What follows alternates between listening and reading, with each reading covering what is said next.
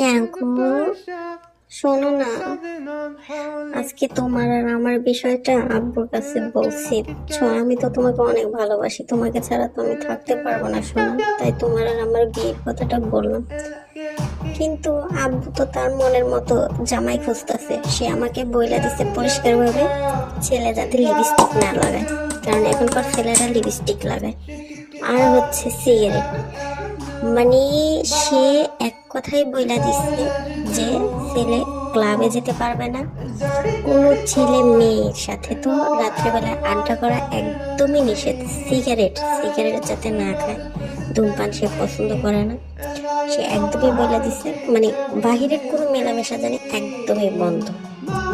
আমি কি বলবো, আমি তো শুধু হাঁ হয়ে তার কথাগুলো শুনতেছি।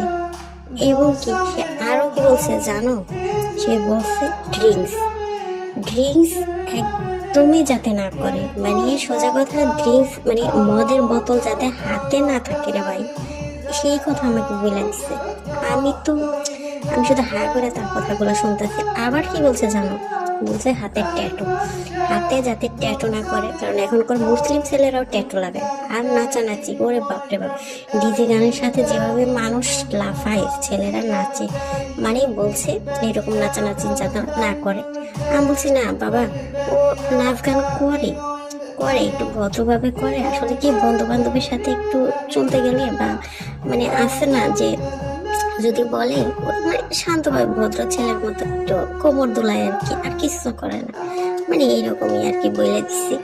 এখন আমি কি করবো কম, সত্যি কথাটা কি বাবারে বলা যাবো? বাবারে বাবা, এটা যদি বলি তবে বলছে আর কি করে। আমি বলছি যে শুধু সেই বিস্কিট খায়, গেমস খেলে, বাসায় বসে থাকে, আর শুধু বিস্কিট খায়, আর সেই কিচ্ছু করে না। ভালো করছে না? অনেক ভালো করছে। লাস্টে শুধু একটা কথাই বললাম, আমি আর কিচ্ছু চাই না, আমার মেয়েটারা যাতে সুখে রাখতে পারে, আর কিছু চাই না ছেলের কাছে। আমিও আব্বুকে বলে দিচ্ছি, মদ খোর, গাঁজা খোর, সিগারেট খোর, যাই কিছু হোক, আমার কিছু যায় আসে না। স্বর্ণের আংটি বাঁকাও ভালো, তারপর আমি ওরে চাই, আর কিছু চাই না। I love you জাঙ্কু।